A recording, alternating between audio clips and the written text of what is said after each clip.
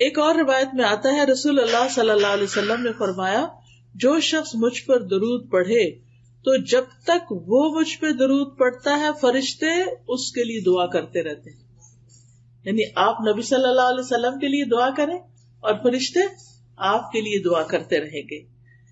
ایک شخص نے عرض کیا اللہ کے رسول صلی اللہ علیہ وسلم کیا میں اپنی دعا کا 1/3 حصہ درود نہ کر لوں؟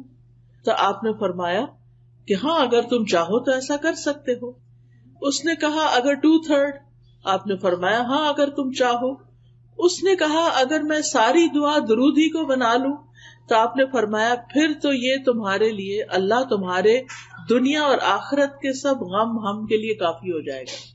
یعنی اگر آپ کو بعض اوقات انسان کی سچویشن اتنی ٹینس ہوتی ہے کہ اس کو دعا بھی نہیں سمجھ آتی مجھے کیا مانگنا چاہیے اس وقت. یعنی بعض اوقات ہمارے کوئی عزیز پیارے زندگی اور موت کی کشمکش میں ہوتے ہیں, ہمیں سمجھ نہیں آتی ہم ان کے لیے کیا دعا کریں. ہم ان کے لیے زندگی کی دعا کریں, یہ زندگی تو ان کے لیے بہت تکلیف دہ ہے, ہم انہیں اس حال میں زندہ بھی نہیں دیکھنا چاہتے کہ ہم چاہتے ہیں صحت مند ہوں. اور اگر صحت کی دعا کرتے ہیں تو ڈاکٹرز کہتے ہیں کہ یہ ساری زندگی پیرالائزڈ رہیں گے, یہ اپنے منہ سے کھا نہیں سکیں گے, اپنے منہ سے پی نہیں سکیں گے. کچھ سمجھ ہی نہیں آتی کہ پھر کیا مانگے اور کیا نہ مانگے. تو ایسی صورت میں ہم درود شریف پڑھنا شروع کر دیں کہ اللہ کی رحمت آ جائے, اور اگر اللہ کی رحمت آ جائے تو اللہ تعالیٰ اس بندے کو بالکل سیدھا اٹھا کے کھڑا کر سکتا ہے. جو رب مردوں کو اٹھا کے کھڑا کر سکتا ہے, جو مردوں کو زندہ کرے گا, کیا وہ ایک بیمار شخص کو, ایک تکلیف کی حالت میں جو شخص ہے اس کو وہ سیدھا تندرست نہیں کر سکتا؟ بالکل کر سکتا ہے. اللہ تعالیٰ کے لیے تو کچھ بھی مشکل نہیں. تو اس لیے ہمیں اپنی زندگی میں درود کی کثرت کر دینی چاہیے. پھر اسی طرح یہ ہے کہ رسول اللہ صلی اللہ علیہ وسلم نے فرمایا مجھ پر درود بھیجا کرو کیونکہ تمہارا مجھ پر درود بھیجنا تمہارے لیے باعث برکت ہے, اور میرے لیے اللہ سے وسیلہ کا سوال بھی کیا کرو. یعنی درود بھی بھیجو, سلام بھی بھیجو, اور وسیلہ کی دعا بھی کرو. اب یہ وسیلہ کیا چیز ہے؟ جنت میں ایک مقام ہے جو سب سے زیادہ خوبصورت ہے, یعنی پوری جنت سے زیادہ خوبصورت ہے, اور وہ مقام صرف ایک شخص کو ملے گا, صرف ایک کو وہ ملے گا, کسی اور کو وہ نہیں ملے گا. تو نبی صلی اللہ علیہ وسلم نے فرمایا مجھے امید ہے کہ وہ میں ہی ہوں گا, کیونکہ آپ کا مقام اور درجہ ساری انسانیت سے بڑھ کر ہے. تو اب آپ دیکھیے کہ وہ ہے تو آپ کے لیے, لیکن آپ نے امت کو شرف بخشا کہ ہم آپ کے لیے یہ دعا کریں کہ اللہ تعالیٰ ہمارے نبی کو وہ مقام وسیلہ عطا فرمانا. پھر اسی طرح آپ دیکھیے کہ جب ایک شخص درود پڑھتا ہے تو وہ درود اس شخص کی طرف سے نبی صلی اللہ علیہ وسلم کو پہنچایا جاتا ہے, آپ کو بتایا جاتا ہے.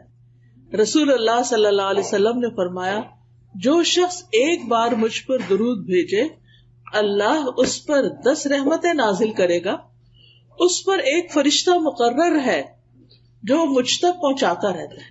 یعنی ہم اپنے گھر میں بیٹھ کے پڑھیں, بعض اوقات ہم سوچتے ہیں نا کوئی مدینہ جائے, کوئی روزے پہ جائے اور ہمارا سلام لے کر جائے, تو بات یہ ہے کہ وہاں جا کر کوئی پہنچائے یا آپ یہاں اپنے گھر میں بیٹھے ہوئے درود پڑھ رہے ہیں, یہاں پڑھ رہے ہیں, اور اللہ تعالیٰ کی طرف سے فرشتہ مقرر ہے وہ آپ کا درود وہاں تک لے جائے گا, پہنچا دے گا.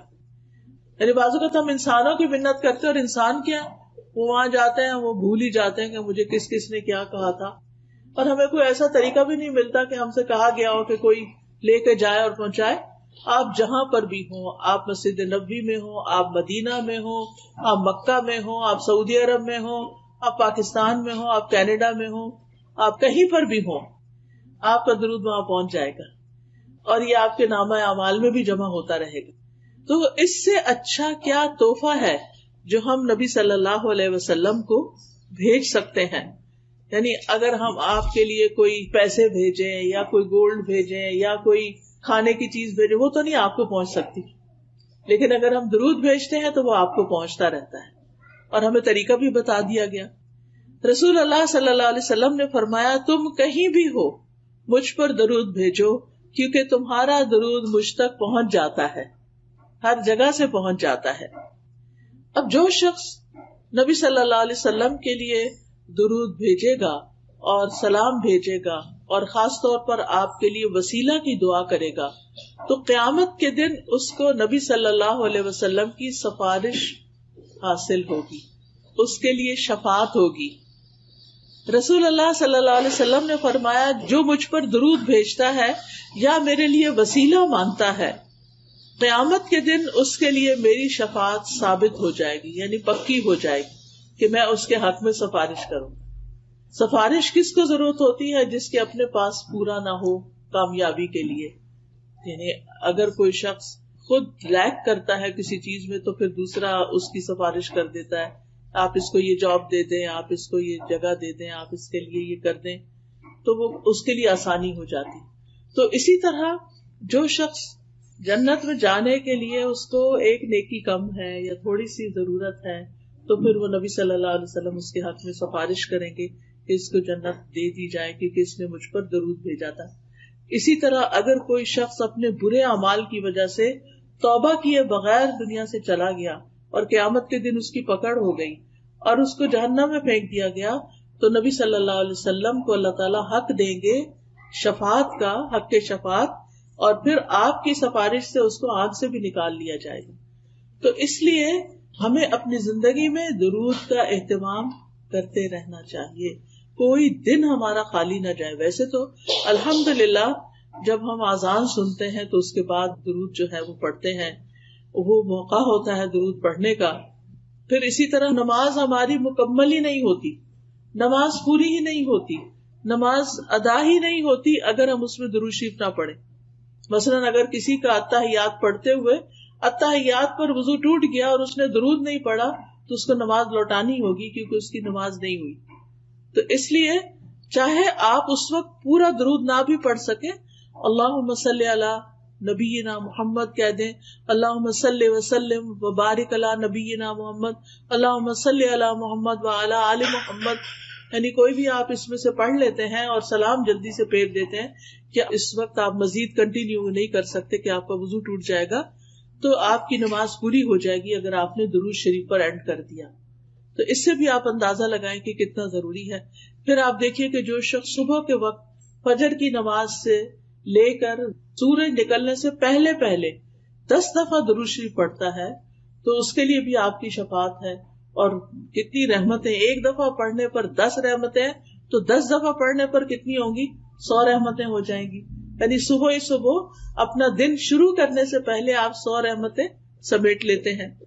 پھر اسی طرح نبی صلی اللہ علیہ وسلم پر جب تک درود نہ پڑھا جائے دعا روک لی جاتی.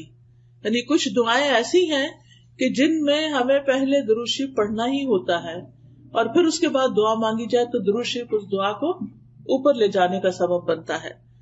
پھر اسی طرح آپ صلی اللہ علیہ وسلم نے فرمایا بخیل ہے وہ شخص، سٹنجی ہے وہ شخص کہ جس کے سامنے میرا ذکر کیا جائے اور وہ مجھ پر درود نہ پڑھے.